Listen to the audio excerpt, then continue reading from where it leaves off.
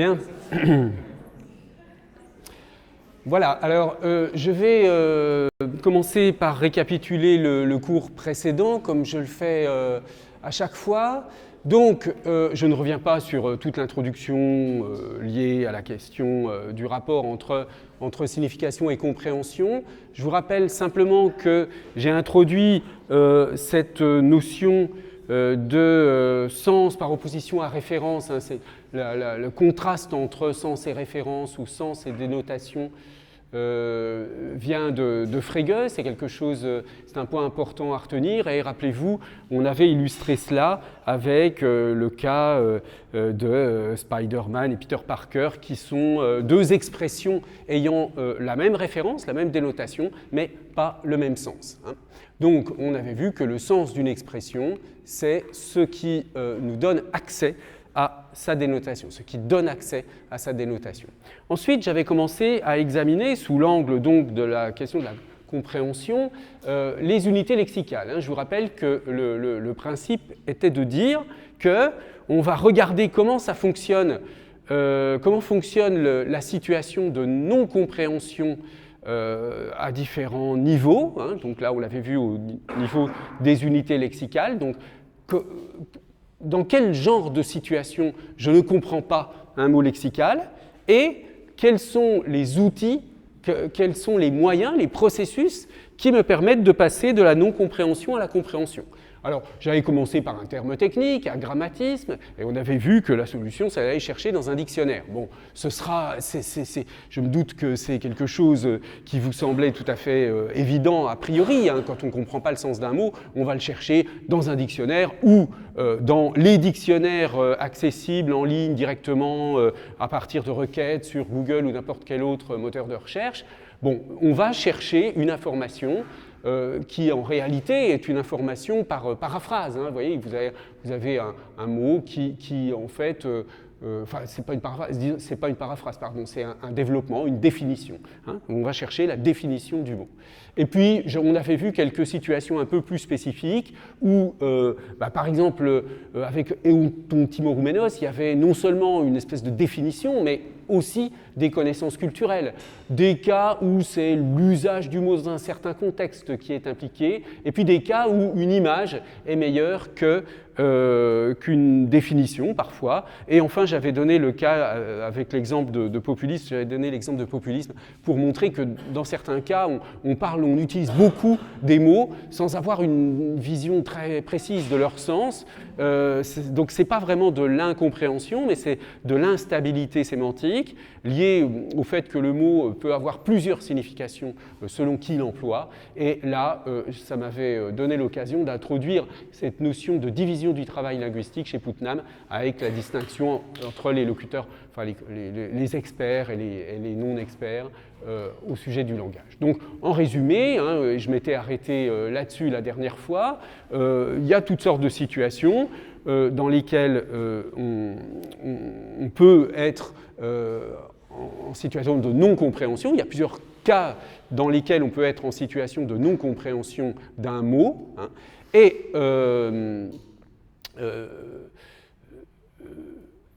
les dispositifs dont on dispose, enfin le dispositif majeur dont on dispose pour passer à la compréhension, c'est une ressource lexicale, hein, quelle qu'elle soit, dictionnaire, ordinateur, etc.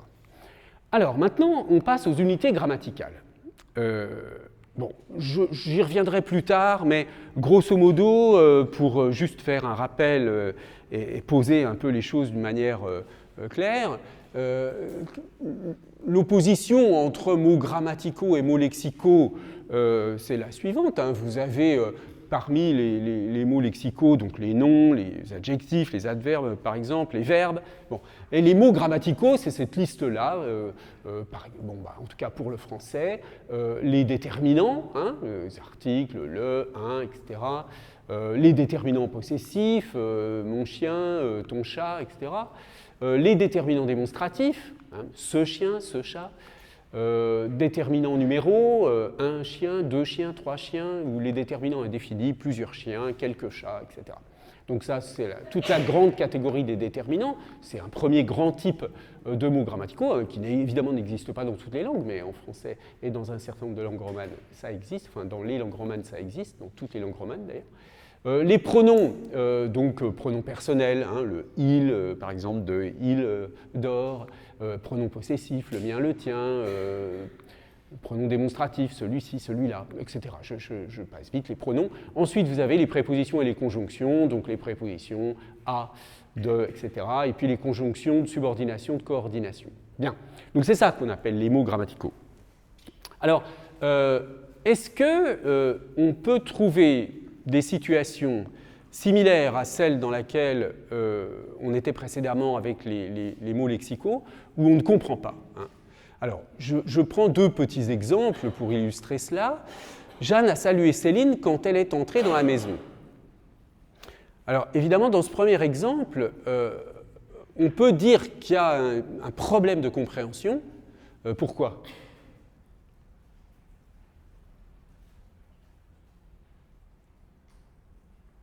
Oui ? Voilà, hein, il y a une ambiguïté, il y a une hésitation sur le référent du pronom « elle », hein, à quoi renvoie « elle ». Est-ce que c'est Céline qui est entrée dans la maison ou est-ce que c'est Jeanne qui est entrée dans la maison? Bon.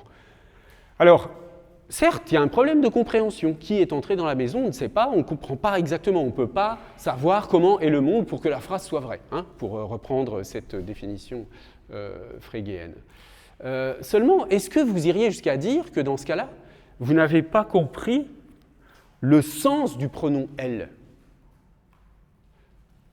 En tout cas, ce qui est certain, c'est que pour comprendre, vous n'allez pas chercher le pronom « elle » dans le dictionnaire. Hein. Ça, on est d'accord là-dessus, au moins.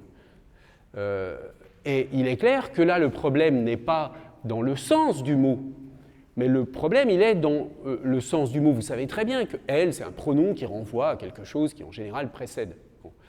Sauf que là, vous ne savez pas comment appliquer cette instruction. Donc, vous connaissez le sens du mot, vous connaissez l'instruction véhiculée par ce mot. Simplement, vous avez des difficultés à l'appliquer. Autre exemple du même genre, si vous dites à un chauffeur de taxi que vous ne connaissez pas, « conduisez-moi à la maison ». Peut-être, si vous dites à vos amis, à vos parents, etc., on se retrouve à la maison, tout le monde, ils comprennent, hein, parce que l'article défini ici est dans un emploi dit parfois de notoriété, où en fait on renvoie à la maison connue de tous, etc. Mais le chauffeur de taxi, lui, il ne peut pas comprendre. Donc, encore une fois, il va dire « oui, je veux bien vous conduire à la maison, mais dites-moi votre adresse quand même ». Bon, donc, là encore, on ne va pas dire que le chauffeur de taxi n'a pas compris le sens du mot « là », hein, mais on dira plutôt qu'il ne peut pas appliquer l'instruction correspondant à l'emploi de ce déterminant, c'est-à-dire cet article défini ici. D'accord ? Bon, alors, évidemment qu'il n'y a pas de situation dans lesquelles on ne comprend pas un mot grammatical. Il y a plutôt des situations dans lesquelles on ne comprend pas, on ne peut pas interpréter l'instruction. Hein. L'instruction véhiculée par le mot grammatical est difficile ou impossible à appliquer. Donc, ça signifie quoi, ça ? Voyez bien que comment je sors de ce type de problème, hein? Je résous l'ambiguïté. Bon, par exemple, si je pars de Jeanne a salué Céline quand elle est entrée dans la maison, mon interlocuteur me dit « mais tu veux dire que c'est Céline ou que c'est Jeanne qui est entrée dans la maison ?» Je rectifie, j'explicite l'instruction véhiculée par le pronom. Hein. Là, le chauffeur de taxi va dire quelle est votre adresse. Je donne l'adresse, c'est-à-dire je donne le référent du groupe nominal « la maison ». Bien, donc vous voyez que j'utilise des procédés qui, de toute évidence, n'ont absolument rien à voir avec le genre de procédé que j'utilise dans le cas d'un mot lexical. Par exemple, ici, on voit bien qu'une image, disant ce que veut dire « là » ou disant ce que veut dire « elle », ne me servirait pas du tout. Hein. Je veux dire, c'est impossible d'utiliser une image. pour véhiculer le sens d'un mot grammatical, alors qu'on l'a vu, c'est tout à fait possible d'utiliser une image efficacement pour expliciter le sens d'un mot lexical. Enfin, tout au moins, oui, le sens d'un mot lexical. Donc, la conclusion, c'est qu'il n'y a pas du tout de comparaison possible entre ces deux types de signification. Hein. Pour passer de la non-compréhension à la compréhension, on passe par des processus différents. Donc, qu'est-ce que je veux montrer là, avec ce genre d'exemple? Je veux vous montrer que quand on parle du sens d'un mot lexical et quand on parle du sens d'un mot grammatical, on parle manifestement de deux natures de sens complètement différentes, puisque en réalité, ils impliquent des processus cognitifs qui n'ont rien à voir l'un avec l'autre, hein, les uns avec les autres. Donc la nature sémantique des mots grammaticaux est totalement différente de la nature sémantique des mots lexicaux. Donc, on commence à comprendre quelque chose qui sera, je peux l'annoncer, hein, ma conclusion, c'est que quand on parle du sens des mots en général, du sens des textes, du sens des phrases, en réalité, on fait une approximation extrêmement, extrêmement trompeuse. Parce qu'en réalité, je parle de sens, j'utilise le même mot, sens, mais pour désigner des types de signification très très différents. Alors, passons maintenant à la signification des phrases. Bon. Alors, dans le cas de la signification des phrases, il y a un nouveau point basique de sémantique qu'il faut introduire et qui lui aussi vient de Gottlob Frege, qui est la notion de compositionnalité. Hein, la notion de compositionnalité. Alors ça, avec la distinction entre sens et dénotation ou sens et référence et la notion de compositionnalité, on a les deux grands apports classiques, si vous voulez. Il y en a bien d'autres, hein, mais de Frege, mais enfin les choses qui sont passées dans l'enseignement universitaire, etc. Alors, qu'est-ce que ça signifie, la compositionnalité? Ça signifie que le sens d'une phrase, puisque là on est au niveau du sens de la phrase, hein, le sens d'une phrase est, d'une façon ou d'une autre, une fonction du sens des unités qui la composent, des mots qui la composent. Si je connais, en gros, ça veut dire que si je connais le sens des mots dans une phrase, et si je connais la grammaire de la langue, hein, bien sûr, je peux déduire le sens des mots le sens de la phrase. Hein. Donc le sens de la phrase, c'est en gros une espèce d'opération mécanique à partir du sens des mots de la phrase. Donc c'est pour ça que quand vous prenez une phrase, donc ça ne va pas nous intéresser ce cas, vous prenez une phrase comme celle-ci je crois que c'était une phrase de Paul Valéry, la splendeur smaragdine des poèmes de Pierre Louys. Là, peut-être que vous ne comprendriez pas cette phrase ou ce morceau de phrase parce qu'il y a le mot smaragdine. Donc, effectivement, le smaragdine, ça veut dire qu'il y a la couleur de l'émeraude. Hein. Bon, vous ne comprenez pas cette phrase ou ce morceau de phrase simplement parce qu'il y a un mot que vous ne comprenez pas. Mais ce n'est pas ça qui nous intéresse maintenant. Ce qui va nous intéresser, c'est est-ce qu'il y a des situations dans lesquelles on comprend tous les mots de la phrase, mais où la phrase produit un sens qu'on ne comprend pas. Est-ce que c'est possible, ça? Par exemple, avec les idiomes. Oui, tout à fait, avec les idiomes. Alors, je donne un exemple ici. La différence entre Frege est un grand logicien et Frege se retournerait dans sa tombe s'il entendait cela. Hein. Frege est un grand logicien, c'est une phrase que vous pouvez comprendre par simple compositionnalité, parce qu'il y a Frege, il y a il y a grand, il y a logicien, vous pouvez comprendre chacun des mots de cette phrase, et donc votre maîtrise de la syntaxe fait que vous comprenez parfaitement le sens de la phrase à partir du sens des unités composantes. Hein. Donc c'est ça, la compositionnalité, le sens ou la signification d'une phrase est une fonction du sens des mots qui la composent et des relations syntaxiques. En revanche, si vous êtes un francophone non natif, que vous n'avez jamais entendu cette expression « se retourner dans sa tombe », eh bien peut-être que vous aurez du mal à comprendre. Frege se retournerait dans sa tombe s'il entendait cela. Hein. Se retourner dans sa tombe, c'est-à-dire il serait indigné, bouleversé, etc. D'accord ? Donc, il y a ce cas-là, apparemment, des structures idiomatiques. Donc, ça veut dire que la compositionnalité, c'est pas tout à fait l'alpha et l'oméga de la sémantique. Hein. Il y a quand même des situations, même si c'est absolument fondamental et inéliminable, hein, parce que je veux dire qu'il y a toujours une forme de compositionnalité qui joue dans le calcul du sens d'une phrase, mais il y a quand même des situations, alors notamment de non-compositionnalité, donc avec les idiomes ou les expressions figées, mais il y a peut-être d'autres cas, c'est ce qu'on va essayer d'examiner. Alors, oui. Vous parlez de quelqu'un qui n'était pas francophone, qui n'aurait pas compris la phrase sur un certain. Oui, parce que c'est une expression idiomatique. Donc, si on comprend tous les mots, on peut quand même imaginer. Deviner par métaphore, ouais. Oui, probablement. Là, l'expression, elle est relativement transparente. Hein. Voilà, d'autres sont plus opaques, mais celle-ci est relativement transparente, vous avez raison, on pourrait deviner, mais on serait peut-être un peu mal à l'aise, hein, on ne serait peut-être pas sûr du sens.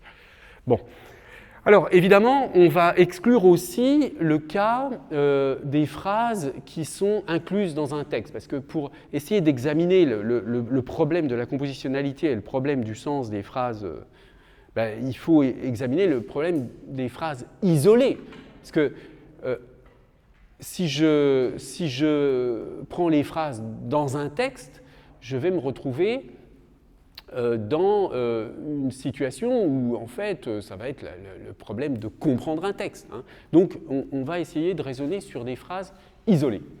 Et puis, on va exclure aussi les difficultés, liées à une simple accumulation de choses, une complexité donc, des phrases dont la compréhension est rendue difficile parce qu'elles sont très longues. Alors, un des records, je ne sais pas si c'est le record absolu en français, mais il y a une phrase de Proust dans Sodome et Gomorrhe qui fait 856 mots, donc c'est cette phrase-là. Alors, certes, cette phrase, la majuscule est là, elle se termine, il y a un seul point ici. Hein. C'est une des phrases les plus longues, sans doute, qu'on puisse trouver dans la littérature française. Alors certes, cette phrase il faut la lire plusieurs fois pour la comprendre, hein, et la décomposer en éléments, mais ce n'est pas une difficulté de principe, si vous voulez. C'est une difficulté par accumulation du simple, si j'ose dire. Hein. C'est une difficulté liée à la longueur, à la lourdeur du traitement cognitif de la phrase. Mais ce n'est pas une difficulté, une impossibilité de principe. Hein. Si vous lisez bien lentement, tout cela est parfaitement compréhensible. Bon, on ne va pas s'amuser ici parce que ce serait trop long, mais si ça vous amuse, eh bien vous essayerez de la lire et de bien comprendre cette phrase. Alors, puisqu'on s'intéresse à des phrases isolées, je vais mobiliser un concept une notion qui a été développée par Dominique Minguenot, une notion tout à fait intéressante, qui est tout simplement la notion de phrase sans texte. Hein. Phrase sans texte.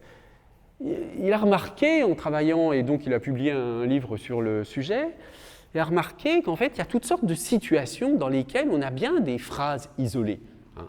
Alors, par exemple, dans des slogans, des proverbes, ce qu'on appelle les petites phrases en politique, les formules, les maximes, les titres de presse, etc. Il y a toutes sortes de situations dans lesquelles on a des phrases sans texte. Et du point de vue de l'énonciation, cela conduit à une distinction entre deux grands types d'énonciation. L'énonciation aphorisante et l'énonciation textualisante. Donc vraiment là, on est dans une bifurcation. Je veux dire, il y a toutes sortes de propriétés structurelles, énonciatives, etc., liées au texte, hein, notamment des propriétés culturelles. Enfin, je veux dire, bon, je ne vais pas rentrer dans le détail, on verra plus tard, mais il y a toutes sortes de propriétés que peuvent avoir les textes, et puis il y a des types de textes, etc. Et ces propriétés, elles sont spécifiques à l'énonciation textualisante, mais dans le cas de la phrase sans texte, on a un autre type d'énonciation qu'on appelle ici aphorisante, comme un aphorisme. Hein, ça vient de aphorisme. Un aphorisme, c'est une petite phrase, une maxime, par exemple. Bon, il y a des différences techniques entre maxime et aphorisme, mais approximativement, c'est la même chose. Bon, et puis, si on regarde l'énonciation, cette fois-ci aphorisante, ben, on peut distinguer deux choses. Hein, une énonciation aphorisante avec des phrases sans texte qui sont détachées par nature. Ça va être, par exemple, le proverbe. Un proverbe, il est tout le temps isolé. Hein. Si vous dites, je ne sais pas moi, chat échaudé craint l'eau froide, bah, vous avez l'habitude, on a tout le temps l'habitude d'utiliser ce proverbe, ou tel père, tel fils, bon, telle mère, telle fille.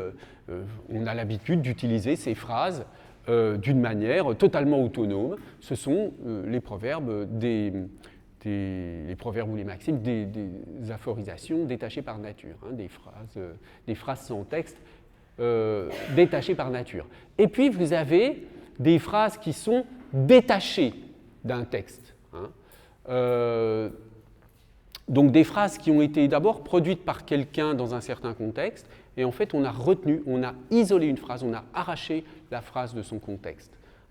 Avec une distinction possible entre aphorisation forte et faible.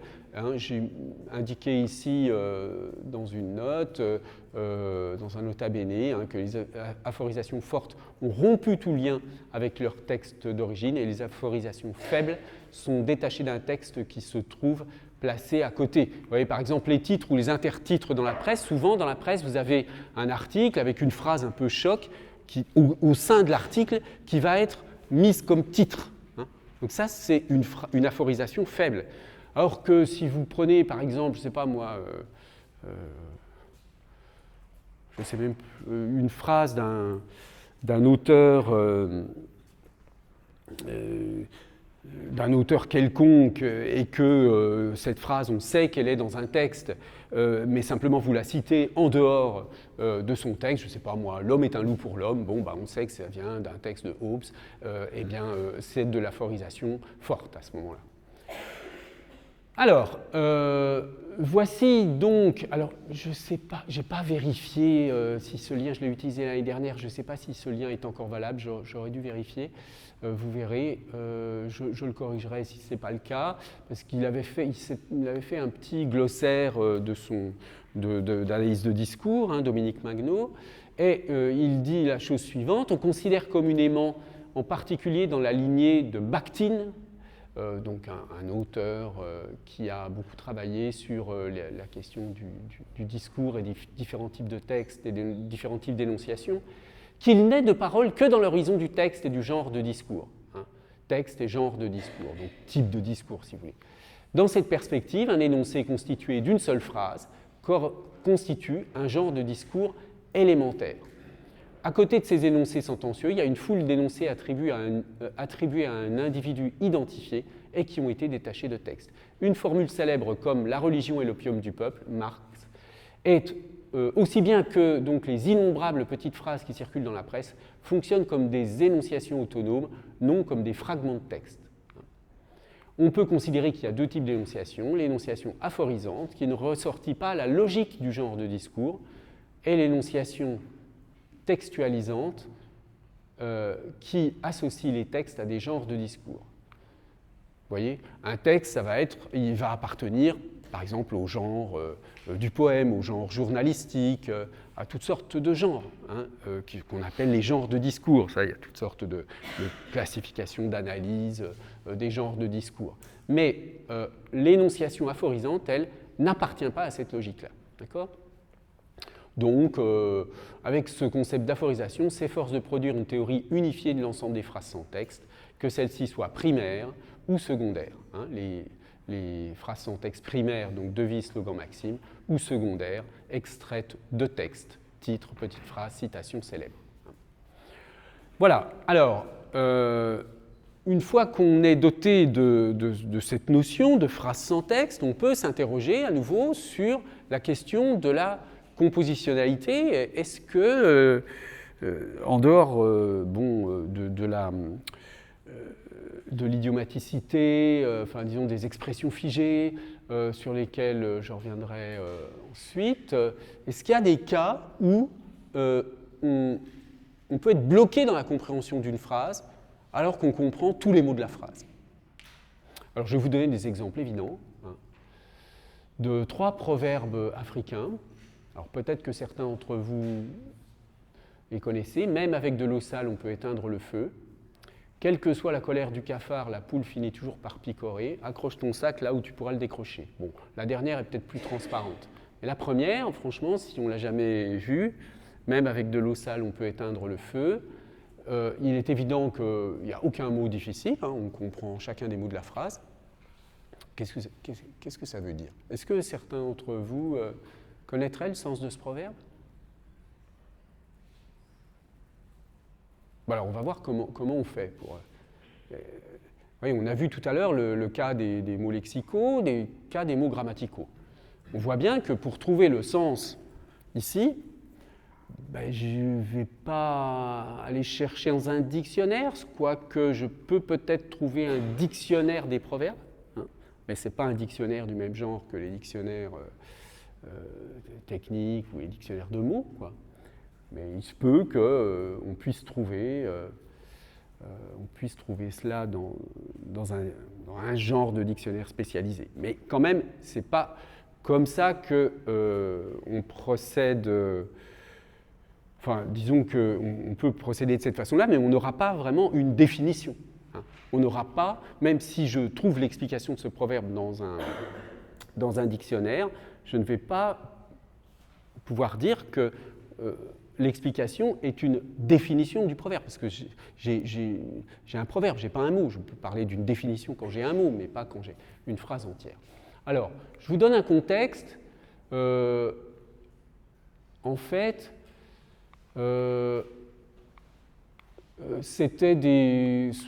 j'avais trouvé ça sur Internet il y a quelques années, parce que je n'ai pas revérifié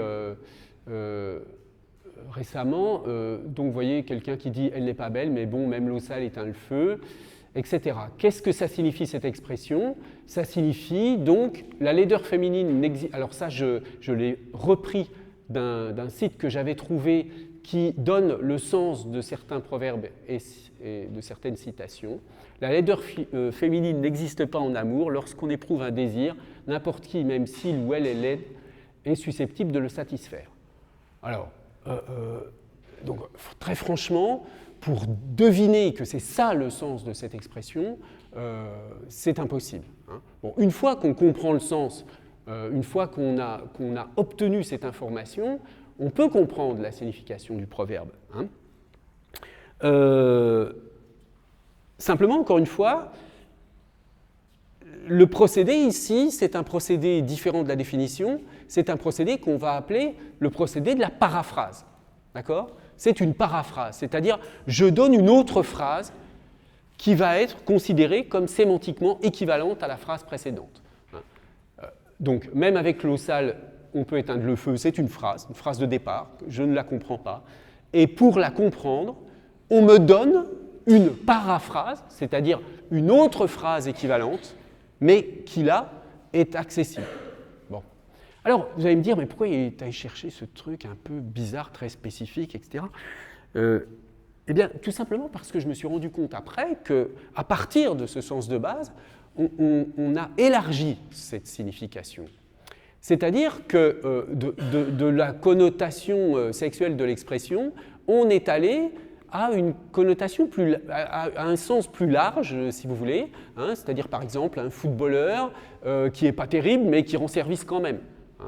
Ou alors un homme politique, ici, dans le deuxième exemple, un homme politique qui n'est pas très recommandable, mais qui là peut quand même faire son office et être quand même utile.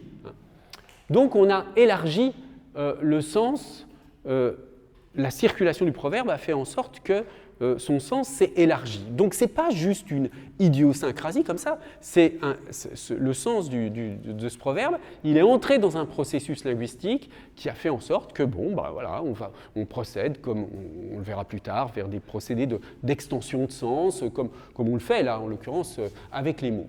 Mais alors ce qui est encore plus surprenant, c'est que vous avez le même proverbe dans toutes sortes d'autres parties du monde.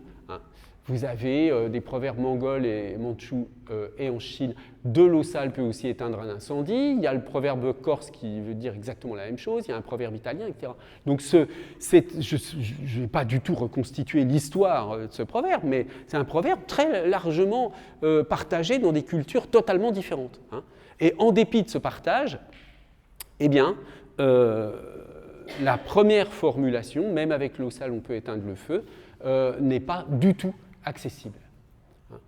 Donc, finalement, une paraphrase qui permet de rendre compte de l'ensemble des significations du proverbe, ce serait ça. Certaines solutions sont efficaces, même si elles ne sont pas idéales.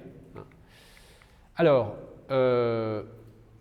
maintenant, si on veut s'interroger sur les autres, quelle que soit la colère du cafard, est-ce que là, vous voyez un peu ce que ça peut signifier ? Quelle que soit la colère du cafard, la poule finit toujours par picorer. C'est la même chose, hein, il n'y a pas un seul mot compliqué. Bon. Ou accroche ton sac où tu pourras le décrocher. Voici les réponses. Quoi qu'il puisse se passer dans ton environnement, ta vie suivra toujours son cours. Hein. Quelle que soit la colère du cafard, la poule finira toujours par picorer. Donc voilà, la poule finira toujours par picorer. Ça veut dire que quelqu'un continuera toujours à faire ce qu'il est en train de faire, quels que soient les événements extérieurs. Hein. Accroche ton sac là où tu pourras le décrocher. Ne te mets pas dans des situations compliquées, voire irréversibles. Là, je trouve que le rapport entre le sens, disons, du proverbe et le sens paraphrasé est beaucoup plus simple. Bon alors, donc, comment est-ce qu'on résout le problème du sens de ces expressions ? On l'a vu, on le fait par paraphrase. Alors, vous allez me dire, mais à quoi ça sert cette affaire ? Pourquoi est-ce qu'on ne dit pas tout de suite à quelqu'un, certaines solutions sont efficaces, même si elles ne sont pas idéales, au lieu de dire, même avec de l'eau sale, on peut éteindre le feu. Je veux dire que les deux expressions signifient exactement la même chose. Hein. Et dans toutes les cultures, vraiment toutes les cultures, il existe des proverbes du même genre. Ces proverbes, ils ont une structure linguistique, on ne va pas en parler là parce que ce serait beaucoup trop long, mais les linguistes les ont étudiés, et c'est ce qu'on appelle la parémiologie, hein, l'étude des proverbes, la parémiologie. N'importe quelle phrase n'est pas capable de devenir un proverbe, hein, d'avoir les propriétés linguistiques qui font que ça sonne comme un proverbe. Hein. Il y a quand même un certain nombre de propriétés. Alors, bon, voilà, on est tous, je veux dire, je suppose que c'est arrivé plus ou moins à tout le monde d'être dans une situation où on va sortir un truc du type tel père, tel fils, hein, ou alors, je ne sais pas moi, bon, mettons tel père, tel fils. Au lieu de dire tel père, tel fils, encore une fois, vous pourriez dire ah, eh bien, cet enfant ressemble bien à son père. Mais vous voyez bien qu'il y a un effet cognitif, même si l'information véhiculée est la même, il y a un effet cognitif qui n'est pas du tout du même ordre. Alors, les proverbes, en fait, ils existent dans toutes les cultures comme des sortes de marqueurs culturels qui permettent de signifier en même temps qu'on dit quelque chose, qu'on partage une même communauté, un ensemble de valeurs, de connaissances qui sont caractéristiques d'une culture. C'est ça qui fait la différence entre dire tel père, tel fils, qui est un truc qui vient des latins, hein, qualis pater, tais filius, et qui est bon, mais qu'on trouve aussi dans d'autres langues, bien sûr, dans d'autres langues et dans d'autres cultures. Mais en tout cas, les proverbes sont perçus comme des marqueurs culturels forts qui permettent en fait de catégoriser des situations de la vie quotidienne. Un proverbe, ça permet en quelques mots, sans avoir à réfléchir pour les trouver, parce que le proverbe, il est tout fait, il est tout disponible. Ça permet, en quelques mots, de dire la situation que tu me décris ou la situation dans laquelle on est, elle appartient à telle catégorie générale de situation. Bon, je prends un autre exemple. Chat échaudé craint l'eau froide. Alors, j'explicite peut-être pour s'il y a des étudiants ou étudiantes étrangers et étrangères qui ne connaissent pas le proverbe. Chat échaudé craint l'eau froide. Qu'est-ce que ça signifie? Ça signifie, il faut imaginer chat échaudé, ça veut dire un chat sur lequel on aurait jeté de l'eau chaude. D'accord? Craint l'eau froide, ça veut dire que même quand l'eau n'est pas chaude, du coup, si on lui a jeté auparavant de l'eau chaude dessus, le chat va craindre l'eau même quand elle est froide. Donc, comment est-ce qu'on pourrait gloser ce proverbe d'une manière non proverbiale? Eh bien, quand on a eu une mauvaise expérience quand on a eu une mauvaise expérience liée à un phénomène particulier, eh bien, on se méfie de ce phénomène particulier lui-même, hein, en général. Bon. Ben là aussi, on va utiliser ce proverbe pour caractériser une situation donnée. Hein, et pour dire, ben voilà, chat échaudé craint l'eau froide, il a déjà eu un problème de ce genre-là, donc moi je pense qu'il ne va pas du tout recommencer à faire la même chose pour cette raison-là. Donc il y a bien une propriété spécifique des proverbes, et alors sans doute ce qui pour certains d'entre eux, hein, parce qu'il y a des proverbes qui sont tout à fait transparents et qui ne sont pas comme ceux-ci. Là, je suis allé vraiment chercher des choses un peu lointaines par rapport à la France pour voir un peu ces situations de non-compréhension. Mais beaucoup de proverbes sont tout à fait transparents et pas spécialement métaphoriques, mais en tout cas, ils jouent ce rôle culturel de caractériser des situations. Bon, donc, encore une fois, on voit là avec ces exemples tout simples que la compréhension d'une phrase passe par des procédés qui ne sont pas les mêmes que les procédés qui permettent de comprendre les mots lexicaux ou les mots grammaticaux. Alors, maintenant, des exemples d'un autre genre. Je vous donne là 3 petites phrases, alors qui sont aussi des phrases sans texte. Hein. Il n'y a pas de métalangage. Alors ça, c'est peut-être que vous connaissez cette formule. C'est une formule de Lacan, extraite d'un texte. Donc vous voyez, on est vraiment dans cette énonciation aphorisante. Hein. Et comme je vous remets le schéma de tout à l'heure, voilà, on est dans le cas d'une énonciation aphorisante détachée d'un texte. Hein. Ce sera le cas des 3 exemples là que j'examine. Énonciation aphorisante détachée d'un texte, hein, et à chaque fois, je vous ai indiqué le texte de référence d'où cette phrase est extraite. Il n'y a pas de métalangage de Lacan, il n'y a pas de rapport sexuel de Lacan. Sans la prison, nous saurions que nous sommes déjà en prison, de Blanchot. Bien, alors, on voit que ces phrases-là, là aussi, on comprend chacun des mots. Hein. Il n'y a pas de métalangage. Bon, alors métalangage, c'est peut-être un terme un petit peu technique, c'est vrai. Métalangage, c'est le langage pour parler du langage, en gros. Et ce qui est énigmatique dans cette phrase, c'est que on a l'impression, c'est exactement le même procédé qu'il n'y a pas de rapport sexuel, c'est que la phrase affirme qu'il n'y a pas de quelque chose dont tout le monde pense que ça existe. Hein. C'est-à-dire,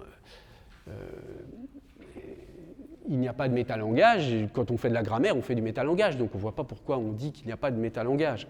Hein, il n'y a pas de rapport sexuel, je ne vous fais pas un dessin, mais bon, c'est un peu surprenant quand même, a priori. Hein. Et puis sans la prison, nous saurions que nous sommes tous déjà en prison. Oui, il faut quand même lire plusieurs fois la phrase pour essayer de voir qu'elle dit quelque chose d'un peu paradoxal aussi. Donc, on est encore une fois dans une situation de phrases qui ne posent pas de problème de compositionnalité, mais qui ont des sens qui sont difficilement assignables. Alors, pour le premier cas, je vous donne par exemple cet extrait d'une critique, Evelyn Grossman, qui essaie d'interpréter « il n'y a pas de métalangage ». Cette phrase bien connue de Lacan, « il n'y a pas de métalangage », je l'ai toujours trouvée à la fois énigmatique et bouleversante. Il y a en elle quelque chose qui, pour moi, consonne avec la phrase de Hölderlin « Nous sommes un signe sans interprétation ». Phrase d'une redoutable difficulté, pourtant, d'autant plus que le terme même de métalangage risque de prêter à confusion, l'usage qu'en fait Lacan n'entretenant qu'un rapport distant avec le sens restreint que lui donnent les linguistes. La conférence connue sous le titre « La science et la vérité » laisse peu de doute à ce propos, et là il y a une citation de Lacan. « Prêtez ma voix à supporter ces mots intolérables, moi la vérité je parle, passe l'allégorie ». Cela veut dire tout simplement tout ce qu'il y a à dire de la vérité, de la seule, à savoir qu'il n'y a pas de métalangage, affirmation faite pour situer tout le logico-positivisme, que nul langage ne saurait dire le vrai sur le vrai, puisque la vérité se fonde de ce qu'elle parle et qu'elle n'a pas d'autre moyen pour le faire. Y a-t-il ou non du métalangage? Il va sans dire qu'à cette question, il ne sera pas répondu, pas plus qu'elle ne sera posée. J'essaierai plutôt de l'évoquer indirectement, etc., etc. Pourquoi je vous montre ça? Eh bien, pour vous dire qu'à la différence du cas précédent, où il suffisait d'une petite paraphrase pour expliciter totalement le sens du proverbe. Hein, on était parti de, même avec l'eau sale, on peut éteindre le feu, et puis on a vu que ça signifiait, quelque chose peut rendre service, même si ce n'est pas idéal. Bon, et puis c'est terminé. Une fois qu'on a explicité le sens du proverbe, il n'y a plus aucune obscurité. Alors que là, vous voyez que pour aller chercher ce que signifie « il n'y a pas de métalangage », je suis obligé de lire un texte qui lui-même est compliqué à lire et suppose plusieurs interprétations. Et l'auteur elle-même dit qu'elle ne va pas directement répondre au sens est-ce qu'il y a ou pas du métalangage, est-ce que cette phrase est vraie ou pas.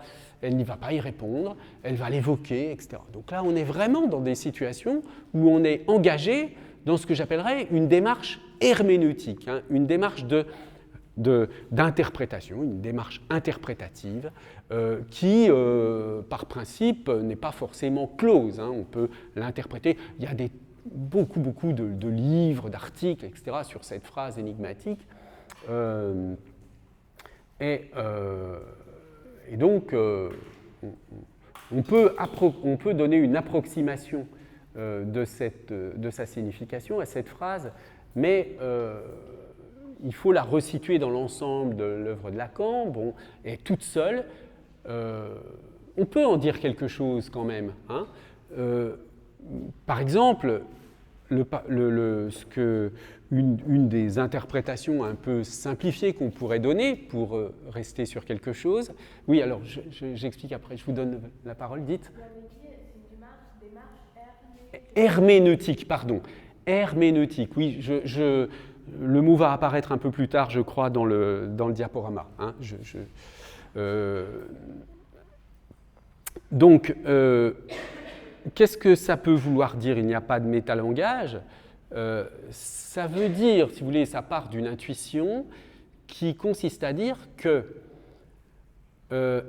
certes, il y a un métalangage, c'est-à-dire je peux parler du langage. Hein. C'est d'ailleurs, on parlera de Merleau-Ponty plus tard, mais Merleau-Ponty disait bien, c'est une particularité de la parole et de la littérature de pouvoir parler des mots, hein, de parler du texte. Je veux dire, on peut faire de la littérature sur de la littérature, sur des textes, mais on ne peut pas faire de la musique sur la musique ou de la peinture sur de la peinture. On peut faire des allusions, etc., mais ce n'est pas du tout dans le même sens. Il n'y a pas un commentaire, etc.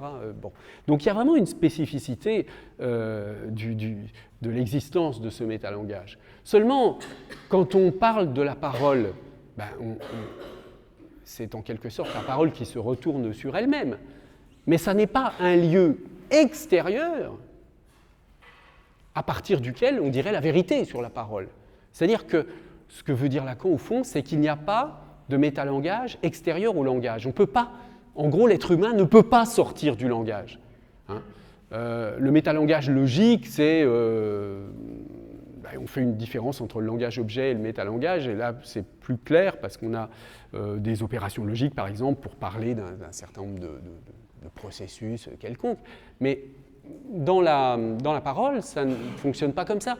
On ne peut pas avoir une position extérieure à la parole pour parler de la parole.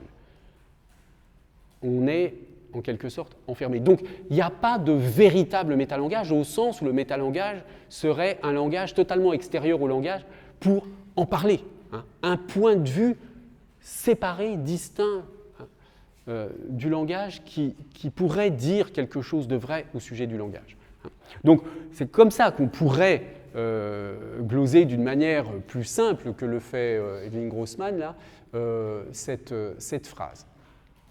Ensuite, si je prends « il n'y a pas de rapport sexuel », bon, bah, ça va être un peu la même chose. Hein. J'ai repris l'extrait là. Donc ça, la formule, en général, on la prend toute seule. Il n'y a pas de rapport sexuel. Après avoir posé ceci, qui a l'avantage de vous frayer ma visée, mon dessin, je repars de ceci, qui concerne ce point qui est de l'ordre de cette surprise par où se signale l'effet de rebroussement dont j'ai essayé de définir la jonction de la vérité au savoir et que j'ai énoncé en ces termes qu'il n'y a pas de rapport sexuel chez l'être parlant. Hein, chez l'être parlant, ça c'est important dans le cadre théorique de Lacan. Bon, vous voyez, il y a même la phrase est extrêmement utilise une syntaxe très particulière, très spéciale. C'est un style que Lacan a construit hein, qui correspond aussi à une certaine tendance, je dirais pas une mode, mais à un goût pour l'hermétisme dans cette époque-là. Alors, qu'est-ce que ça signifie là? Bon, quand vous allez chercher chez Lacan lui-même les formulations qu'il donne pour les autres contextes dans lesquels on trouve la même expression ne nous éclairent pas beaucoup. Hein. Le signifiant n'est pas propre à donner corps à une formule qui soit du rapport sexuel, d'où mon énonciation. Il n'y a pas de rapport sexuel sous-entendu formulable dans la structure. Ça ne nous avance pas du tout, c'est tout aussi compliqué que la première phrase. Et puis là, Jacques-Alain Miller, donc, qui était le gendre de Lacan, dit un peu quelque chose qui est plus éclairant. Au terme, Lacan a pu dire qu'il n'y a pas de rapport sexuel, que le mode de jouir n'est pas programmé de nature au niveau de l'espèce humaine, mais qu'il s'établit différemment pour chacun des deux sexes et à un autre niveau pour chacun un par un. Donc ça voudrait dire, hein, si on comprend bien, que en fait ce qu'il veut dire c'est qu'il y a en gros une configuration psychique tellement différente entre les hommes et les femmes qu'il n'y a pas de vrai rapport entre les deux. Hein. Alors évidemment ça sous-entend l'hétérosexualité du rapport sexuel, etc., etc. Mais je simplifie beaucoup, oui.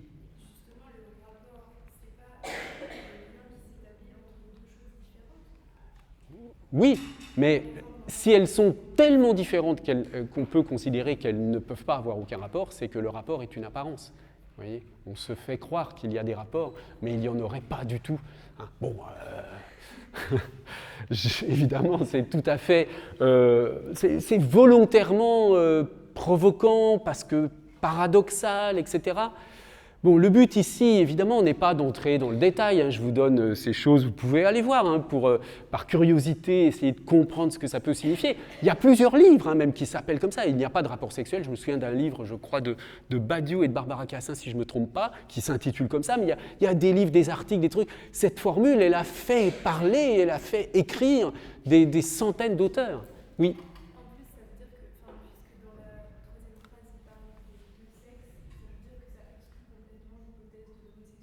Bien sûr, oui, oui. Alors ça, de toute façon, bon, en psychanalyse, la question de sortir de l'hétérosexualité, c'est pas, enfin, ça a évolué, mais c'était pas gagné d'avance hein, au départ. Bon, bref. Mais je suis tout à fait d'accord avec votre remarque. Hein, ça implique, enfin, je veux dire, ça ne présuppose absolument rien du côté enfin, ça n'inclut pas la configuration de l'homosexualité. Bien, alors, dernier exemple, celui de Blanchot. Qu'est-ce que... Oui, alors Blanchot nous dit « Sans la prison, nous saurions que nous sommes tous déjà en prison ». Là, c'est peut-être plus facile à imaginer. Hein. Ça veut dire que s'il n'y avait pas la prison à l'extérieur, qui nous donne l'impression que nous sommes libres, ben nous prendrions conscience qu'en réalité, nous ne sommes pas libres du tout. Nous sommes enchaînés par toutes sortes de choses et qu'en fait, en réalité, nous sommes en prison.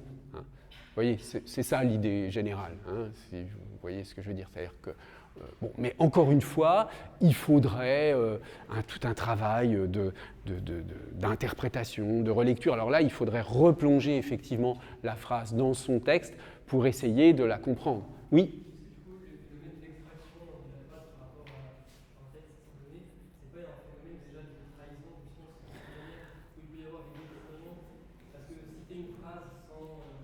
Ouais. Ouais. Ouais. Alors, c'est une très bonne remarque parce que j'avais oublié de préciser une chose, c'est que, en l'occurrence ici, il n'y a pas de métalangage, il n'y a pas de rapport sexuel, ce sont vraiment des phrases qui ont été extraites de leur contexte par des commentateurs, des lecteurs, des critiques, etc. Hein, parce que la phrase est choquante, elle a quelque chose de... D'ailleurs, Dominique Magno, il montre bien que les phrases sans texte, enfin les phrases qu'on extrait en général d'un article de journal, elles ont souvent des propriétés qui donnent qu'elles sont facilement aphorisables, des propriétés qui font qu'elles sont facilement aphorisables. Hein, il faut que ce soit un présent de vérité générale, enfin bon, qu'il y ait quelque chose qui tend vers la généralité, et ça rend la phrase aphorisable. Donc, les deux premiers exemples de Lacan sont vraiment des phrases qui ont été sorties d'un texte. Mais le cas de Blanchot est différent, parce qu'en réalité, l'écriture du désastre, c'est un très très beau livre, hein, ça je vous le conseille, mais c'est vrai que c'est des trucs qu'on lit plus du tout aujourd'hui, mais c'est vraiment un très très beau livre, très étrange, très énigmatique, mais qui est fait par fragments. Donc c'est l'auteur lui-même qui a fait des petits fragments comme ça, très, très énigmatiques et très... Bon, mais les fragments, alors, s'éclairent un peu les uns les autres, mais on n'est pas dans une situation où, remise dans son contexte, la phrase serait beaucoup plus compréhensible. Mais il est vrai, en particulier pour aller jusqu'au bout de ma réponse à votre question, que dans le cas de la parole politique, hein, très souvent, en extrayant une phrase de son contexte, on obtient un effet facile, alors que dans son contexte, la phrase n'avait pas du tout cette signification, etc. Ça, c'est vrai qu'il y a une forme de... Il y a souvent, comment dire, une forme de trahison, c'est ça que vous disiez, hein, une forme de trahison du sens liée au fait qu'on a arraché la phrase de son contexte. Hein. Mais ça fait partie du petit jeu tout à fait néfaste, médiocre, méprisable de la parole politique, hein, qui est même si les auteurs, même si les personnes qui font cela, qui arrachent le sens, qui arrachent une phrase de son contexte en sachant très bien que ce n'est pas du tout ce que la personne voulait dire, eh bien, compte tenu du fait que ça a un effet de nuisance malgré tout, même si c'est complètement faux, même si c'est complètement injuste, etc., ils le font quand même. Hein. Parce que de toute façon, le but est d'avoir une espèce de rentabilité médiatique et tout ça. Et du point de vue de la parole, bon ça, on ne va pas en parler parce que là, ça nous prendrait trop longtemps. Mais dans la parole politique, il y a des choses qui ne vont pas du tout depuis un certain nombre d'années. Bref, alors, dernier exemple, ou avant-dernier exemple. Alors, est-ce que vous reconnaissez ces phrases-là? Est-ce que ça vous dit quelque chose? Si tous les chevaux avaient pour faire des aimants, le cœur des amants cesserait de battre. Quand les oiseaux nageront, la moule fera preuve d'énergie. Princesse Brandon déglutira une petite Mirabelle gaiement dans un cajot. Oui, bon, on sent bien, je ne sais pas, intuitivement quand même, que sont encore des cas, sont des phrases sans texte, hein, mais dans une situation encore différente des cas précédents. Il y en a une qui est connue, oui? Exactement, bravo, c'est exactement ça. Ce sont des extraits de cadavres exquis, enfin ce sont des résultats plutôt de cadavres exquis, donc ce jeu surréaliste consistant à produire des phrases d'une manière aléatoire, hein, donc là il y a d'autres exemples, hein, et celui qui est un peu connu, Princesse Brandon déglutira une petite Mirabelle gaiement dans un cajot, elle vient d'André Breton.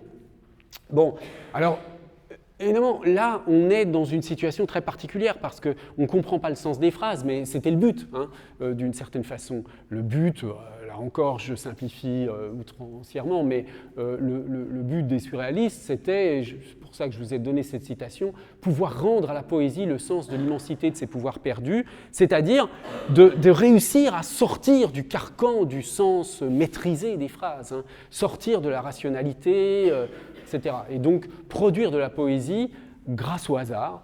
Et évidemment, dans certains cas, on peut imaginer des choses, on peut donner de la signification. Alors évidemment, là, on ne va pas s'amuser du tout comme dans les cas précédents, à essayer de trouver quel était le sens voulu par les auteurs, puisque ça a été produit de manière aléatoire.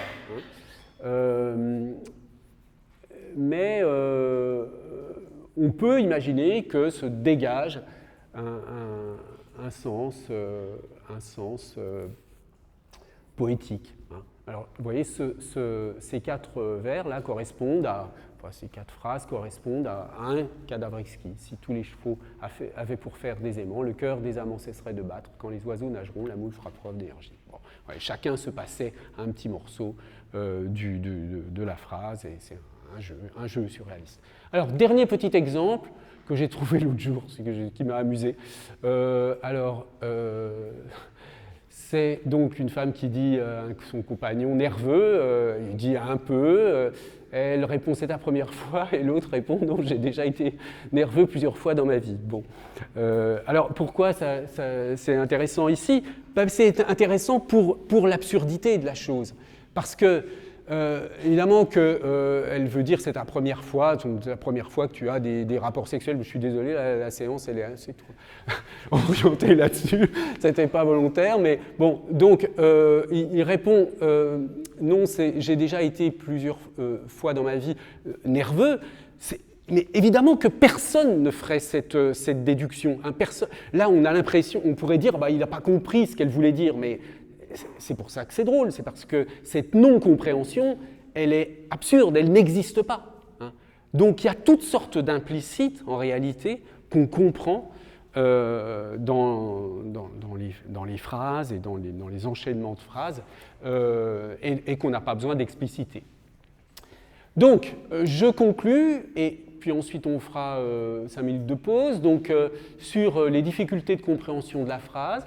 Alors, tout d'abord, ce qui est particulier dans la compréhension de la phrase, c'est la notion de compositionnalité. Alors on pourrait dire, oui, c'est particulier à la phrase, la notion de compositionnalité, comme le dit Frege, parce qu'il y a plusieurs mots dans une phrase. Donc forcément, vous allez me dire, oui, c'est normal que pour comprendre une phrase, je ne sois pas dans la même situation que comprendre un mot, que ce soit lexical ou grammatical, puisque là, j'ai plusieurs mots. Donc forcément, il va y avoir un processus un peu différent de compositionnalité. Sauf que, on verra que pour les mots, il y a aussi de la compositionnalité dans un sens peut-être un petit peu différent de ce qu'imaginait Frege au départ. Mais quand on a discuté la dernière fois et que vous avez essayé de deviner le sens de agrammatisme, eh bien, beaucoup d'entre vous avaient l'idée qu'il y avait grammatisme qui évoquait grammaire, et puis le A qui veut dire, qui est un sens privatif, donc on a perdu la grammaire en quelque sorte.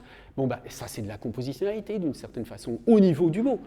Dès que vous avez un mot avec des préfixes, des suffixes, des choses comme ça, vous avez des éléments composants du mot, donc il y a aussi une forme de compositionnalité au niveau du mot. Donc ce n'est pas tellement la compositionnalité qui fait l'originalité de la construction sémantique de la phrase, même si c'est une propriété fondamentale. Donc, dans certains cas, on a vu que la compréhension est bloquée volontairement. Par exemple, dans le cas des poèmes surréalistes, enfin des phrases surréalistes, là, on peut se demander si est-ce que ça a vraiment un sens ? Est-ce que quand j'ai parlé tout à l'heure du fait que ces phrases surréalistes avaient un sens poétique, est-ce qu'on peut considérer que c'est qu'elles n'ont pas vraiment de sens en réalité, ou est-ce qu'il faut dire qu'il y a un sens? Là, il peut y avoir une certaine hésitation, et selon les auteurs, on peut faire des choix différents. On peut dire que ces phrases, elles n'ont pas de sens, parce qu'au sens frégéen, on ne voit pas comment serait le monde pour qu'elle soit vraie. Alors ensuite, on a vu que le sens d'une phrase est souvent lié à celui des phrases qui la précèdent ou qui la suivent. Il y a des facteurs d'inférence, des sous-entendus, c'est un peu comme dans le dernier exemple que j'ai donné. Et que donc la plupart des problèmes sont liés à l'implicite. Et l'implicite, donc, ça relie le dernier exemple qu'on a vu avec nerveux, là, et puis les catégorisations proverbiales qui implicitent toute une connaissance culturelle que l'on n'a pas forcément et qui peut bloquer la compréhension. Donc comprendre une phrase, c'est non seulement comprendre son sens littéral, mais c'est aussi comprendre son sens éventuellement métaphorique, et comprendre aussi les intentions hein, de celui qui l'énonce. Et ça, la question de comprendre les intentions, ça va jouer un rôle important. Alors on a vu aussi, avec les exemples de Blanchot, Lacan, etc., que l'interprétation de certaines phrases est parfois complexe et que ça pose un problème herméneutique, hein, c'est le terme que j'utilisais tout à l'heure, hein, herméneutique, ça veut dire un problème d'interprétation, hein, où là l'interprétation n'est pas, comme dans le cas des proverbes, donnée une fois pour toutes, mais sans cesse discutée. Et ça, c'est quelque chose qu'évidemment on va retrouver au niveau des textes, mais qu'on trouve déjà, c'est ça le but de cette remarque, qu'on trouve déjà au niveau de la phrase. Bon, donc la conclusion, c'est que tous ces problèmes de compréhension, ils sont très très différents de ceux qui concernent les mots grammaticaux ou les mots lexicaux. Donc quand on parle du sens d'une phrase, on a encore affaire à une autre nature de sens que la nature du sens des mots lexicaux ou des mots grammaticaux. Voilà. Est-ce que vous avez des questions là sur... mais c'est bien, vous posez les questions au fur et à mesure du cours, il ne faut pas hésiter à m'interrompre. Ok, alors on va faire une pause de 5 minutes et on se retrouve après.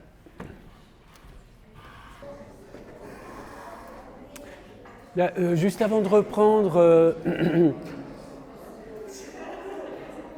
je pense que vous avez dû recevoir un message vous indiquant qu'on a une deuxième séance aujourd'hui en fin de journée. Ça sera un peu lourd, hein, mais c'est comme ça, c'est parce que je vais être absent après, donc je rattrape par anticipation la séance. Donc normalement, bon, l'information est également sur le site du cours.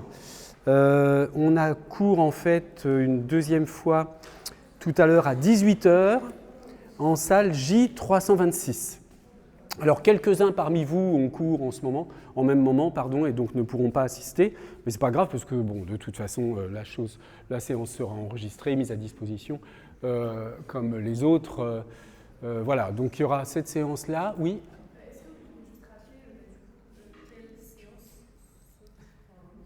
Eh bien, tout est indiqué sur le site du cours, mais je peux vous le redire. Donc, on va avoir cours de mémoire, hein, je pense que je ne me trompe pas. Donc là, on a un deuxième cours cette fois-ci. La semaine prochaine, on a cours normalement. Et en fait, ce sont les 2 cours avant les vacances, juste avant les vacances, qui vont sauter. Et un des 2 va être remplacé par une séance qui va être directement mise en ligne. Et puis l'autre est remplacé, ces 2 cours qui sautent, l'autre est remplacé par le cours qu'on fait aujourd'hui en plus. Et donc il y a un des cours que je mettrai en ligne. Voilà, parce que je suis... Oui, J636 je crois, attendez, qu'est-ce que... 326. Bah, ouais, n'importe quoi. Ok, 326, c'est ça, J326.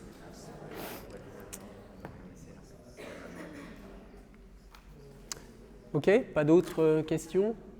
Bon, normalement, après, je ne devrais plus être absent, sauf peut-être une fois, j'ai un colloque à Bordeaux, je crois que malheureusement, ça tombe aussi un lundi, mardi. Mais bon, je vous redirai ça, c'est plus tard, hein, c'est plutôt en novembre, décembre. Voilà, bien. Alors, je reprends donc pour passer à l'étape suivante, qui est donc l'étape des textes. Hein. Que se passe-t-il au niveau des textes?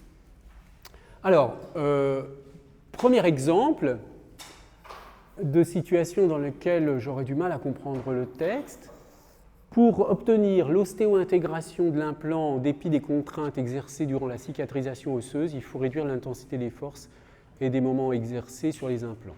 Alors, j'ai pris cet exemple parce que c'est un exemple de texte technique qui en fait, bon, certes peut poser un problème de compréhension, mais la plupart du temps, les problèmes de compréhension liés au texte technique se résolvent dans des problèmes de lexique en réalité. C'est-à-dire que vous avez des termes techniques, par exemple ostéo-intégration, bon, bah, ça veut dire cicatrisation. Donc là, vous comprenez tout de suite qu'il est question de la cicatrisation des implants, etc. Et là, on n'est pas tellement dans une difficulté liée au texte lui-même et au fait que le texte engage une signification qui soit elle-même complexe. On a plutôt affaire à des problèmes techniques. Donc ça, c'est vraiment un type de texte qui sont les textes techniques pour lesquels on a besoin, pour les comprendre, donc à la fois de la connaissance de la signification des termes techniques, mais on a besoin aussi, bien sûr, d'une connaissance, disons, du domaine de spécialité couvert par ces textes. C'est-à-dire que même si vous comprenez, si vous remplacez ostéo-intégration ici par cicatrisation, bon, si vous n'êtes pas vous-même spécialiste, vous ne percevez pas vraiment l'enjeu de cette phrase. Hein. Donc là, il y a, enfin l'enjeu, je veux dire l'enjeu technique de la phrase. D'accord ? Donc dans certains cas, on peut comprendre globalement le sens d'un texte technique sans pour autant en avoir une perception juste, quoi. Bon, mais grosso modo, c'est quand même un problème principalement de langage technique. Donc, ce n'est pas un problème tellement compliqué. Alors, maintenant, je vais reprendre d'autres exemples, un autre exemple de Blanchot, pour montrer un cas complètement différent. Vous voyez, là, je vous disais tout à l'heure que l'écriture du désastre, c'est écrit par fragments. Et c'est ce qu'on appelle l'écriture fragmentaire, c'est un type d'écriture. L'écriture fragmentaire serait le risque même. Elle ne renvoie pas à une théorie, elle ne donne pas lieu à une pratique qui serait définie par l'interruption. Interrompue, elle se poursuit. S'interrogeant, elle ne s'arroge pas la question, mais la suspend sans la maintenir en non-réponse. Si elle prétend n'avoir son temps que lorsque le tout, au moins idéalement, se serait accompli, c'est donc que ce temps n'est jamais sûr, absence de temps en un sens non privatif, antérieur à tout passé présent comme postérieur à toute possibilité d'une présence à venir. Bon. Alors, ce texte, bon, il est difficile à comprendre, mais pour une raison totalement différente. Il n'y a pas de terme technique là-dedans. Hein. Pas de terme technique. Là, Blanchot cherche à définir ce que c'est que l'écriture fragmentaire, qui, encore une fois, peut se distinguer de l'écriture des maximes, etc. Quand vous voyez les maximes de La Rochefoucauld, ce n'est pas du tout linguistiquement les textes qui ont les mêmes propriétés que l'écriture par fragments qui vient des romantiques allemands, etc. Bon, bref. Qu'est-ce qu'il dit exactement, Blanchot ? Et pourquoi ça pose un problème de compréhension ? Alors, on va essayer de lire phrase par phrase. L'écriture fragmentaire serait le risque même. Donc, il y aurait une espèce de risque dans l'écriture fragmentaire. Alors, on s'entend, hein, c'est un risque, c'est pas un risque comme aller se promener au Liban en ce moment et prendre le risque d'être dans une explosion de bombes ou de missiles, mais c'est un risque d'écriture, voilà, c'est un risque intellectuel. Hein, d'accord ? Là, le contexte ne laisse pas de doute là-dessus. Elle ne renvoie pas, alors c'est là où on va comprendre un peu le procédé, cette écriture fragmentaire ne renvoie pas à une théorie, mais elle ne donne pas lieu à une pratique.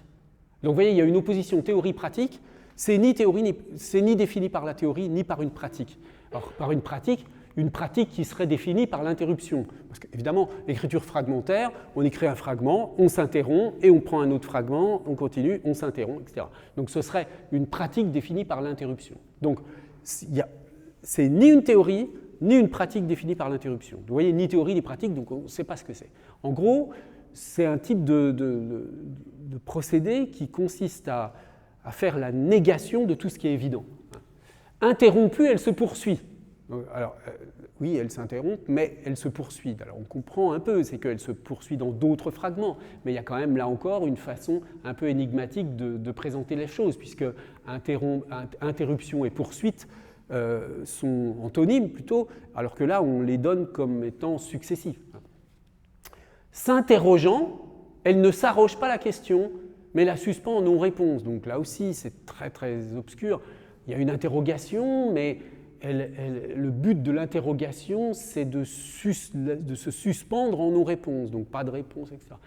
Bon, si elle prétend n'avoir son temps que lorsque le tout, idéalement, se serait accompli, donc c'est-à-dire qu'une fois qu'on a fini d'écrire tous les fragments, il y aurait une sorte de totalité représentée. Hein, c'est une idée, ça, assez classique, hein, que le sens des fragments se définit à partir de la totalité. Hein. Donc, ça voudrait dire que quand il y a une temporalité qui fait que quand le tout est accompli, hein, mais ça veut dire que ce temps n'est jamais sûr, et alors là, encore une fois, une formule énigmatique parce que paradoxale, absence de temps en un sens non privatif. C'est-à-dire qu'il n'y a pas de temps, mais ça ne veut pas dire qu'il n'y a pas de temps, en quelque sorte. Hein. Ça veut dire que c'est une absence de temps antérieure à toute temporalité, en quelque sorte. Ce n'est pas qu'il n'y a pas de temps, c'est que l'idée même de temps est inconcevable, ce serait ça. Hein. Donc, bon, voyez qu'ici, la question est de construire une signification qui permet d'échapper, une signification, donc, en l'occurrence ici, de l'écriture fragmentaire, qui échappe à toutes les facilités, en quelque sorte. Hein. Toutes les réponses un peu attendues qu'on pourrait avoir sur l'écriture fragmentaire, bon, c'est une écriture par fragment, donc c'est une pratique du fragment, ou alors il y a une théorie qui vient des romantiques allemands et qui serait liée à, qui expliquerait cela. Il y aurait une forme de temporalité, ben non, c'est pas ça non plus, etc. Donc on évide la signification, on évacue toutes les significations communes, en quelque sorte, pour essayer d'installer ensuite une signification nouvelle de l'écriture fragmentaire. Donc là, il y a vraiment la recherche, clairement, d'un sens nouveau. Bon. Autre exemple, d'un genre un peu différent, mais qui est encore qui est assez comparable d'une certaine façon. Ça, c'est un texte, un extrait de Merleau-Ponty, Le visible et l'invisible, là aussi très très beau texte posthume hein, de ce philosophe, Merleau-Ponty, qui explique la notion de chair. Hein, c'est une notion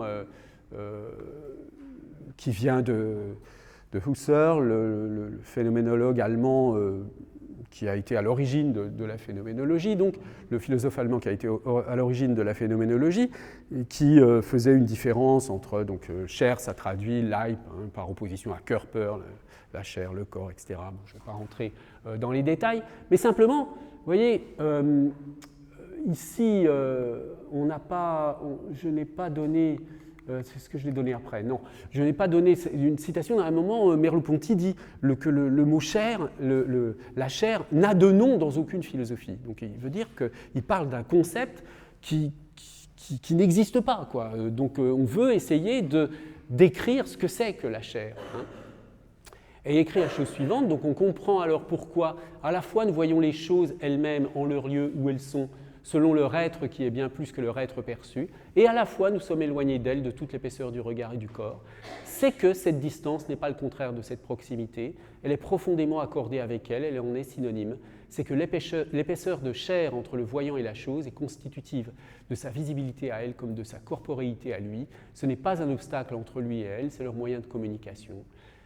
C'est pour la même raison que je suis au cœur du visible et que j'en suis loin, cette raison est qu'il est épais, et par là naturellement destiné à être vu par un corps. Alors ça évidemment, comme ça, sorti de son contexte, cet extrait est extrêmement difficile à comprendre. Il faudrait le replonger dans toute la philosophie de Merleau-Ponty. Mais on voit bien que là, il n'y a pas non plus de termes compliqués. Je veux dire, ce n'est pas du Kant, par exemple. Il n'y a pas des termes techniques qu'il faudrait prendre dans un sens très, très spécifique, enfin, à part le concept de chair. Hein. Mais on voit que, d'une manière assez comparable à ce qui se passe avec Blanchot, il y a un jeu sur le paradoxe, hein. La distance n'est pas le contraire de la proximité, etc. Hein, et il y a cette idée, alors la différence avec Blanchot, c'est que là c'est un texte philosophique qui essaie de poser des concepts hein, et de les faire sentir. Donc on est dans un texte qui essaie là aussi de construire un sens nouveau, hein, de produire d'expliciter le sens d'un mot le sens d'un concept que d'une certaine façon le lecteur n'aura pas pensé préalablement. C'est un concept que le lecteur n'a pas dans son esprit et on essaie donc de produire un dispositif linguistique, hein, donc un texte, ce que j'appelle un dispositif linguistique, un texte, pour que dans l'esprit du lecteur arrive peu à peu ce concept de chair. Hein, avec cette idée, donc, si on voit les choses, c'est parce que nous sommes nous-mêmes visibles, nous sommes dans les choses, et que voyez, l'épaisseur, ce qu'il appelle la chair, ce n'est pas du tout la chair au sens concret du terme, hein, c'est un concept philosophique qui renvoie à l'idée que notre expérience du monde est incarnée. Hein, bon, évidemment, ce que je vous explique là ne permet pas du tout de comprendre le détail de ce texte, mais ce n'est pas du tout mon but, hein, que vous compreniez le détail de ce texte. Mon but, c'est de vous mettre face à un texte qui est difficile à comprendre pour une raison différente. Hein. Et cette fois-ci, la raison, c'est qu'on veut expliquer un concept nouveau. C'est assez comparable à Blanchot, sauf qu'on est là dans un genre de texte différent. Hein. C'est le texte philosophique. Alors, qu'est-ce que c'est que comprendre un texte poétique? J'aurais pu prendre n'importe lequel, hein, mais je reprends ce texte de Baudelaire, là, Léo ton Timorouménos. Très beau texte, hein, qu'il faut entendre vraiment. Je te frapperai sans colère et sans haine comme un boucher. C'est très étrange cette image, hein, du boucher qui tape la viande, comme Moïse le rocher, je ferai de ta paupière pour abreuver mon Sahara, etc. Bon, on pourrait faire une analyse littéraire, stylistique, etc. Il y a un sens de ce texte qui est donné par son titre, Le bourreau de soi-même. Je vous ai dit déjà la semaine dernière que ça apparaissait dans cette strophe. Je suis la plaie et le couteau, je suis le soufflet et la joue, je suis les membres et la roue, et la victime et le bourreau. Hein. Donc, Léo ton Timorouménos, le bourreau de lui-même. Hein. Donc, à la fois la victime et le bourreau. Alors, en cherchant un peu, j'ai trouvé cet extrait d'Alain Vaillant, hein, qui est publié dans les études littéraires, donc une revue tout à fait sérieuse, etc., d'un professeur d'université tout à fait spécialiste de Baudelaire. Et il écrit la chose suivante. Dans ces ultimes semaines qui précèdent la sortie des Fleurs du Mal, est-ce pour se moquer une dernière fois des bien-pensants que Baudelaire commet la pire de ses impertinences journalistiques?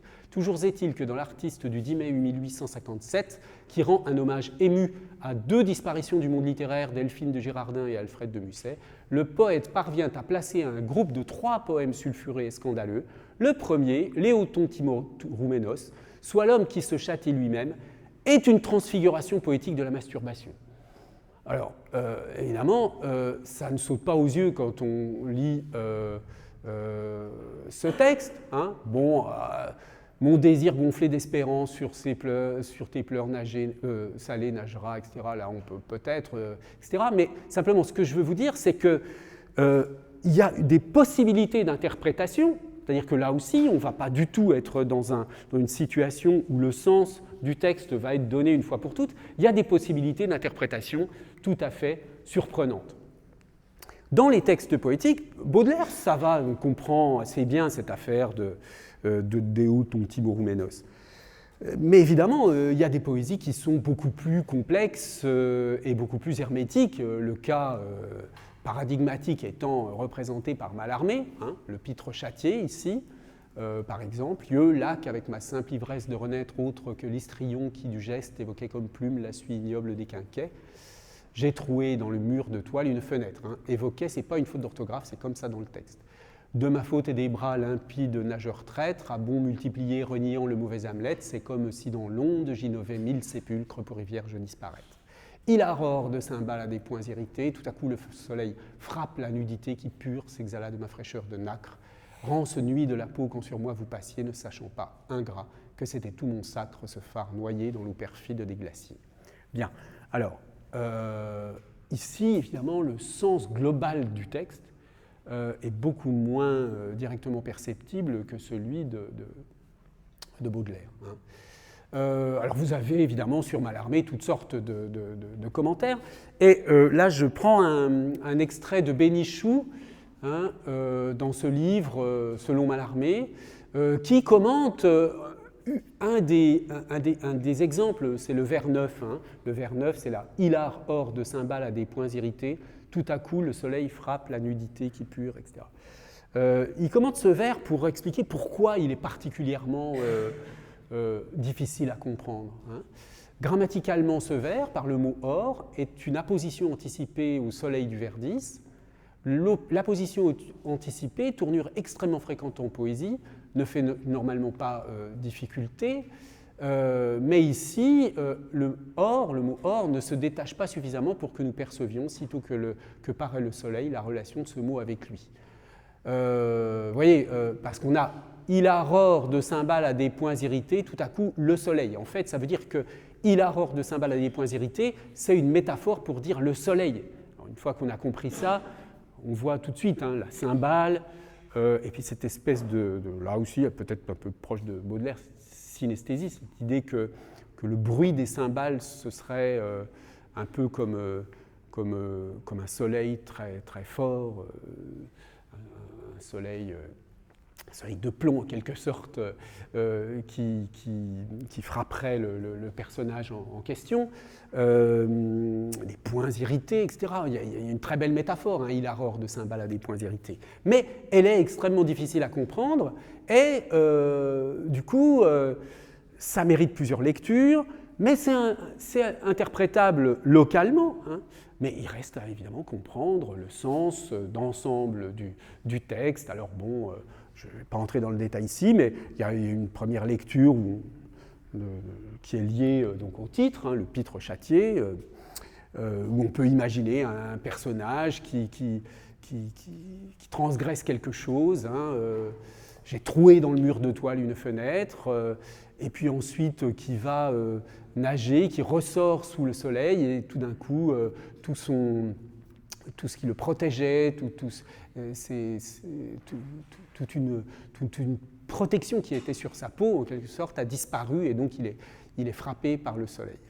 C'était tout mon sacre, ce phare noyé dans l'eau perfide des glaciers. Donc là, l'idée, c'est que c'était l'apparence qui était l'essence, en quelque sorte. C'était là. Bon. Mais il y a une lecture, évidemment, métapoétique, c'est-à-dire que c'est aussi une façon de parler de la poésie. Bref. C'est encore une fois une situation dans laquelle un texte est susceptible de nombreuses interprétations, il pose des problèmes de compréhension, mais là, on est de nouveau face à des problèmes de type herméneutique, des problèmes d'interprétation. Alors, je vous signale, c'est tout à fait anecdotique, en parallèle du livre très utile de Paul Bénichou, un livre dont l'utilité est un peu plus discutable, voyez, de Michel Gauthier, Mallarmé en clair, ou l'obscurité poétique vaincue mot par mot. Donc c'est assez amusant de voir ça, et c'est en fait un auteur qui a essayé de se dire, bon, Mallarmé, moi je vais le traduire en quelque sorte en français compréhensible, et donc il donne des espèces de lectures, des sortes de lectures un peu au premier degré des textes de Mallarmé. Bon, je vous le cite juste pour l'anecdote. Alors, je vais terminer sur cette question du texte avec une dernière citation que je vais commenter, extraite d'un livre de Christian Doumet, mes collègues littéraires, « Faut-il comprendre la poésie ?» Et il écrit la chose suivante. Vous voyez, les lectures critiques de la poésie, de quelque tradition qu'elle se réclame, se fixent comme objet d'élucider le poème. Élucider le poème. En quoi elle ne procède pas autrement qu'avec la prose. En tous les cas, le texte est appréhendé comme une réserve de sens qu'il importe de libérer, de mettre en lumière. Élucider, enfin mettre en lumière, c'est une espèce de glose littérale d'élucider, de mettre en lumière et en ordre. Il y a pourtant loin de nos pratiques de lecture prosaïque à celles que nous inspire le poème. Ici, une incertitude majeure quant au statut du sens nous interdit de prétendre tout bonnement à comprendre. Oui, donc là, il y a vraiment une interrogation sur est-ce qu'on va, comme le dit le titre, est-ce que vraiment c'est comprendre la poésie ?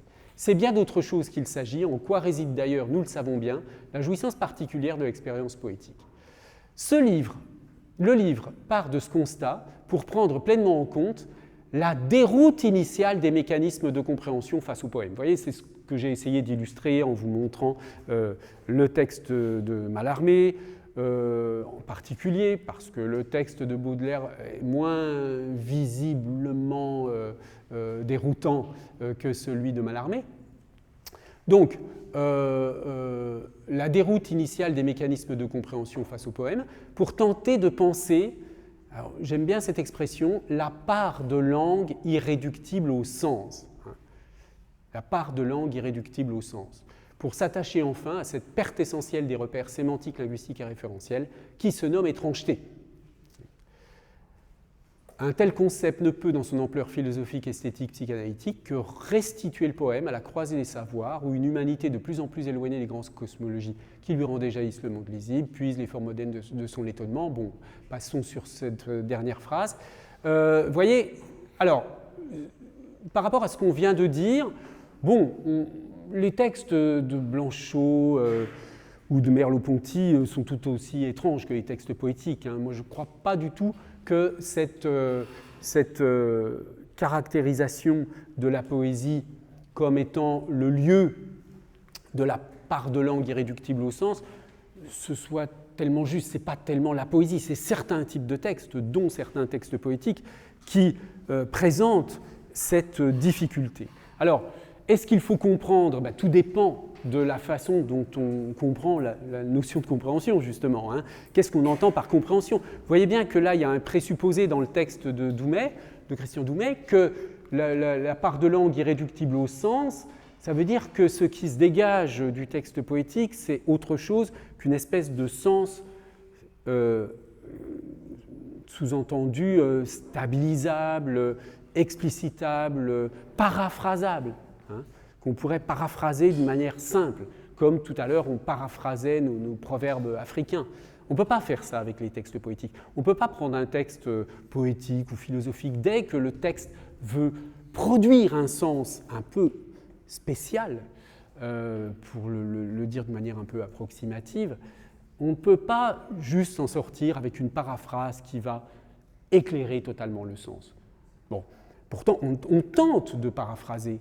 On tente de paraphraser, on explique, on donne des lectures, on fait sentir les choses, on fait sentir, c'est ce que font les professeurs de littérature ou de stylistique, c'est de comprendre qu'il y a que tel mot résonne avec tel autre, que ça produit des effets de sens.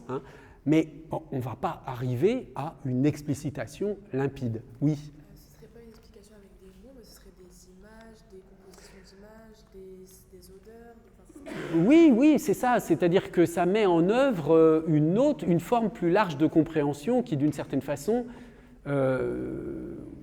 c'est ce que présuppose Doumet ici, dépasse le langage en quelque sorte. Mais c'est quand même le langage qui nous donne accès à tout cela.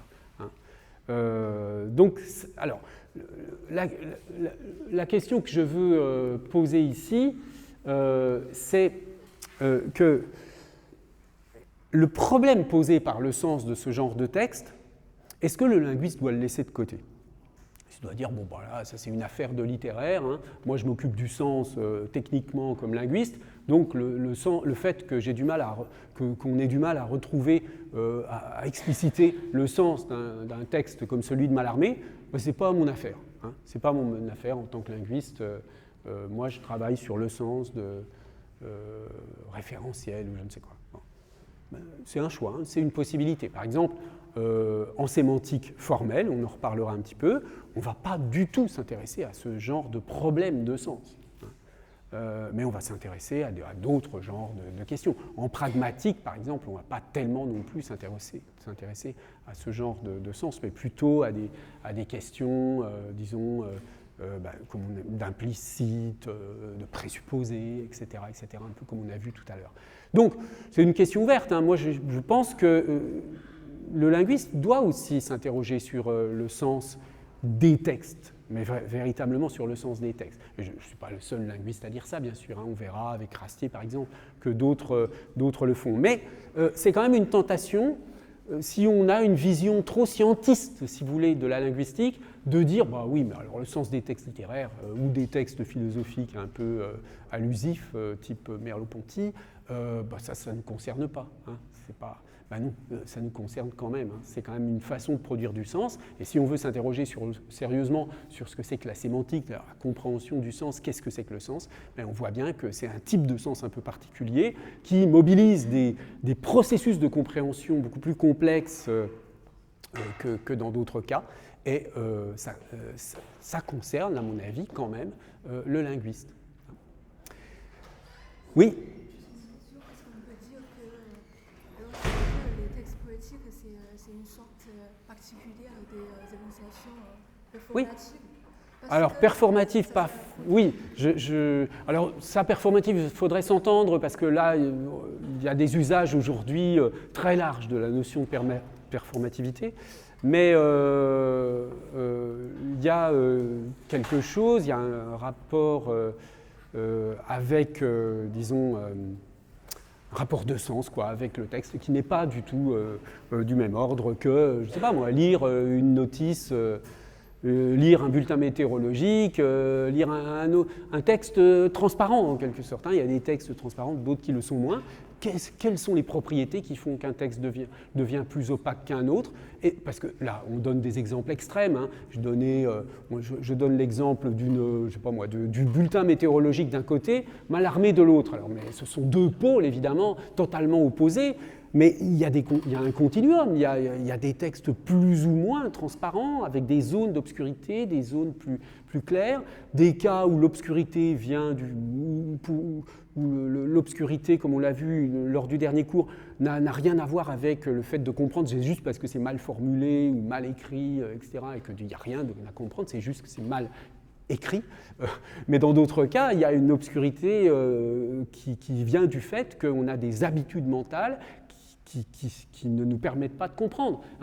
Le texte que je vous ai proposé de Merleau-Ponty, un spécialiste de phénoménologie, comprend tout de suite à quoi ça fait allusion, etc. etc. Donc on s'habitue à comprendre certains types de choses. D'accord ? Donc on en reparlera tout à l'heure pour celles et ceux qui seront disponibles. Donc on se retrouve ce soir à 18h. Merci de votre attention.